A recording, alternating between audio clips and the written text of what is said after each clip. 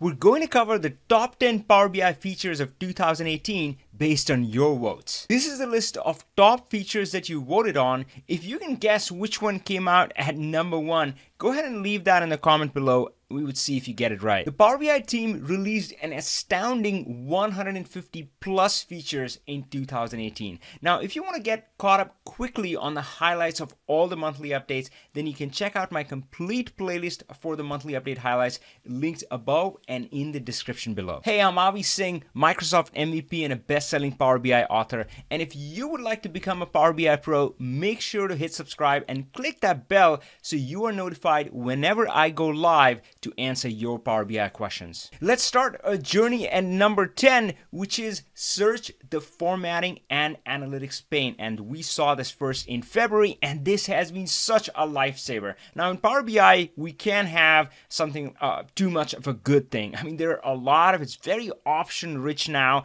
and the Power BI team has added a lot of functionality in there, which is great, but sometimes it makes it a little tricky to search for stuff you're looking for. Sometimes something as simple as trying to change the size of something. That's where the search bar comes in handy. All you have to do is type in size, and you see a filtered list of exactly the options that you're looking for, making it so easy to work with. At number 9, we have the ability to copy paste across Power BI desktop files, and a lot of people appreciate it and voted for that. And this came out just in November. So here you can be working across 2 different Power BI desktop files, and you can take like an image or text and copy it over. But not just that, you can also take visual elements like graphs and charts and copy it over. Now, of course, if the model is different, you might need to adjust that a little bit. Now, beyond that, I also want to mention that separate from this measure, I do want to mention that actually you cannot copy the measures across models without some hacks. Now, you can copy queries from query editor from one Power BI desktop file to another, or even to Excel, Power Query, and Power BI desktop. So that's pretty cool. I would like to warn you at this point, just be a little wary of building a lot of similar models. If you're doing that, you're probably not leveraging Power BI the correct way. Join me in one of my Talk Power BI sessions, and I'll be happy to talk more. At number 8, we have the ability to create report measures even when connected through a live connection. This came out in May, and it's a super cool feature. Let me show that to you in a demo. So the scenario here is that the IT department has provided a central model for you, a Power BI model. Now, when IT does it, they either publish it to powerbi.com or host it in an Azure Analysis or SSAS tabular server. In either of those scenarios, the business user can connect to them. In this case, I'm going to connect to, so you can connect to an analysis services server and just provide the credentials and specify that you want to connect live, or you can connect to a live Power BI dataset connection. So that's what I'm going to do now. So here I'm going to launch the Power BI dataset, and I'm going to just choose my favorite, AdventureWorks, right? And even though it says load, that's not quite accurate. It's not loading anything. It's not importing any data. It's just giving you a live connection to that server. So you can see these 2 tabs disappear, which is a telltale of a live connection. I only have this thin reporting layer connected to that live model up there. But the feature that I'm talking about here and why it's so mind-blowing is that you can be connected to that server, and I have a really simple model. But imagine that we have sales and cost over there, and we definitely don't want 2 of me. So and imagine if the model didn't have margin or any other measure that the business user required but wasn't provided in the system. The business user can simply go in here, click new measure, and just define a measure connected to that live system. So let's try that again. So I can say margin, and I'm going to put a dot because I already have that measure defined. So here I can say margin is just sales minus cost. And now this is a really simple measure, but you get the idea, the power here. Now this is something which is I really think that changes the dynamic of that IT versus business. Has always been a friction, kind of a pulled in different directions, and I think it has a potential to change it from that to this. And there's more love coming in this direction. There are more features which focus on this. Clearly this has been a big theme for the Power BI team in 2018 to try to bring these 2 groups together, IT and business. After all, they're part of the same company. Why not have them work together?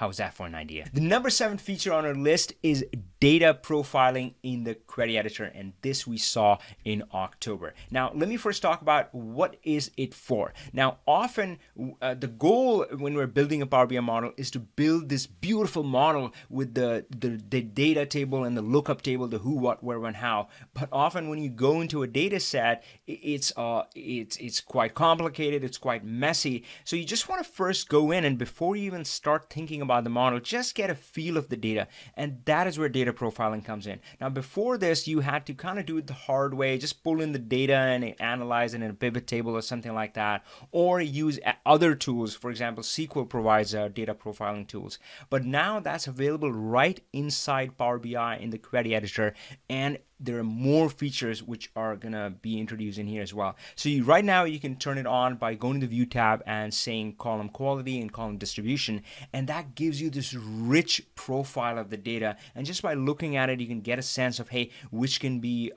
does it have a primary key? Does it have valid values? Is there maybe some cleanup involved? And things like that. So this is definitely going to be a huge help for all the folks who do data modeling in Power BI. Number 6 is something that shows you the strength of Microsoft Power BI. Yes, my friends, so this is all the AI enhanced features in Power BI, and these have been released throughout the year. And of course, there's natural language Q&A, and that's pretty mind-blowing. But that's kind of the front end, the reporting side of thing. What's lovely and amazing that a lot of AI enhanced features are in the back end as well for the data model. So let me talk about some of these. So there's of course fuzzy matching, and of course this is a complex problem to solve. And if you don't have the exact wording, if it's Billy, if it's mistyped or something like that, fuzzy matching can just use kind of that logic to do that match for you without you doing the heavy lifting. So this is a pretty cool feature, and this we saw both in October and December. The next one I want to talk about is the column by example. And again, every time I type it, now I'm pretty used to writing formulas, but every time I kind of end up trying it, I'm really impressed. So the idea here is that you want to do a set of, say, calculations or reformatting or something on a set of columns. You go in there and you just start typing what your desired end result is. You just give it 1 or 2 examples, and then it figures that out and fills in the rest of the formula. So again, pretty mind-blowing.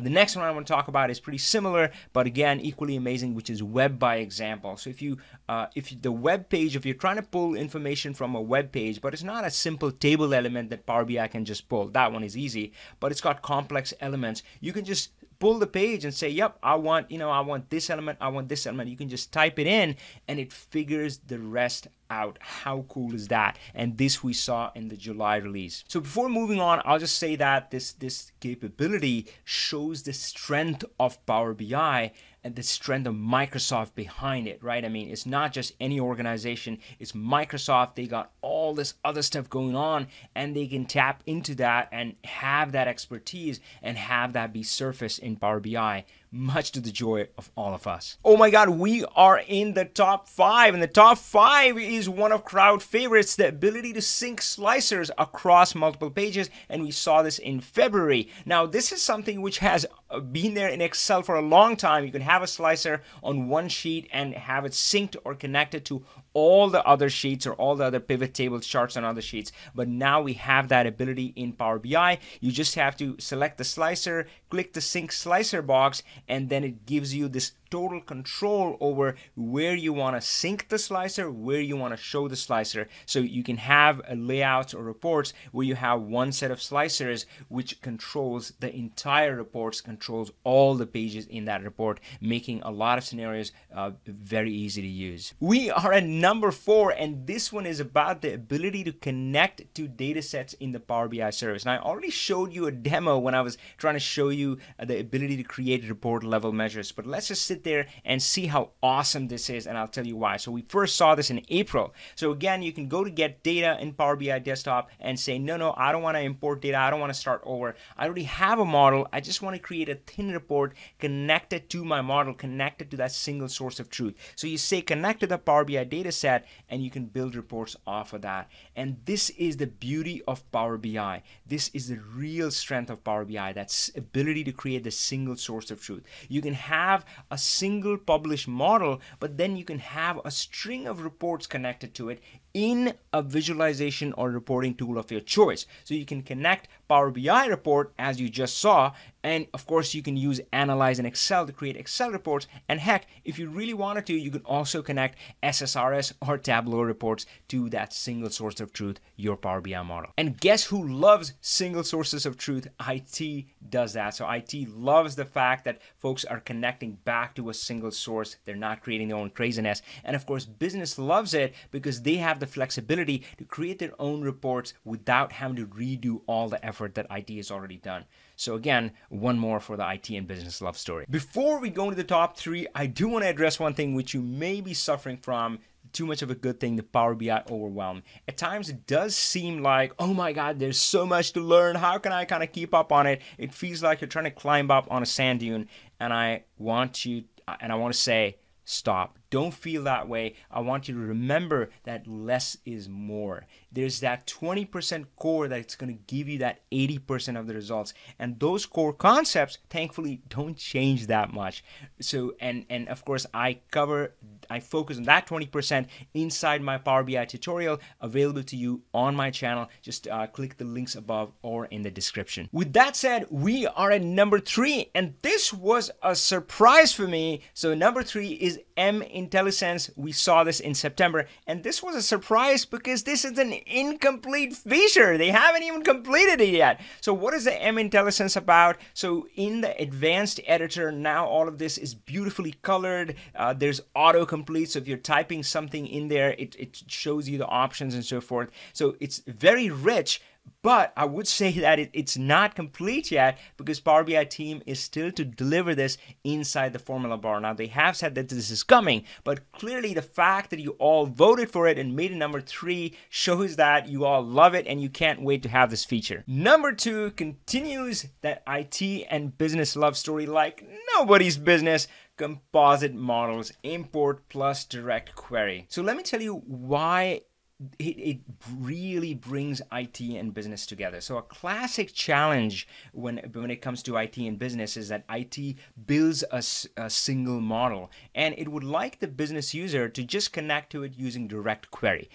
You know, there's no need to import. Usually these data sets are really large. They've already done all the heavy lifting. So the business user should just be able to create their own reports. And now that is possible. That has been possible for a long time. But it doesn't stop there. The business user does what business users do. They want to try to import something else in there, and they want to mash it up with something and do their own thing. And it could be an Excel file, it could be a CSV, it could be a web page, who knows what, right? And now composite data model make that possible, and that's why it is one big win for the IT and business love story. Now, I can't do justice to composite models in this video. That's why I have a complete playlist. You can access it using the links above in the corner or down in the description below. So now we are at number 1. But before we talk about that, I have a confession to make. So I would see this item pop up on the ideas.powerbi.com site about people asking for a pivot table. And I was like, oh, stupid idea of the year. I mean, we already have a pivot table, my friends. Excel, it's amazing. I love it. Folks love it. Why would you want something else? All you have to do is analyze in Excel, and you have a pivot table connected back to your Power BI model, the single source of truth that we talked about. But I'm so glad that the Power BI team did not listen to me. So that concept is valid, but it's still useful to have a little more rich functionality in Power BI. And they have delivered that with our number 1 feature, the king of the hill, the new matrix visual with the plus minus collapse buttons. And this came out in November, but a lot of prep work was done in earlier release as well to beef up and make the matrix visual really cool. So I want to show you what it looks like. But yeah, there in the options, you can turn on or off the plus minus icons. I still think, and I think you would agree with me, that it's not a substitute for pivot table. The Excel pivot tables are sheer awesomeness. They're great for that scenario. But when you are already building a Power BI report, then this gives you a pretty cool functionality to just have it there and not have to create a separate Excel report. Let's take a look. So look at that. That's our number 1 feature, the new matrix visual with the plus minus buttons. doesn't get better than this. So hey, leave a comment and let us know if your favorite feature was at the top of the list, or what do you love about Power BI? Just hit subscribe and join me live on Talk Power BI Fridays. And if you're just getting started with Power BI, make sure to check out my Power BI tutorial. Until next time, power on, my friend. Hey, keep watching more videos and keep learning Power BI. But if you did enjoy this video, I would love to hear from you. So leave a comment, like, subscribe, all the good stuff. Power on, my friends.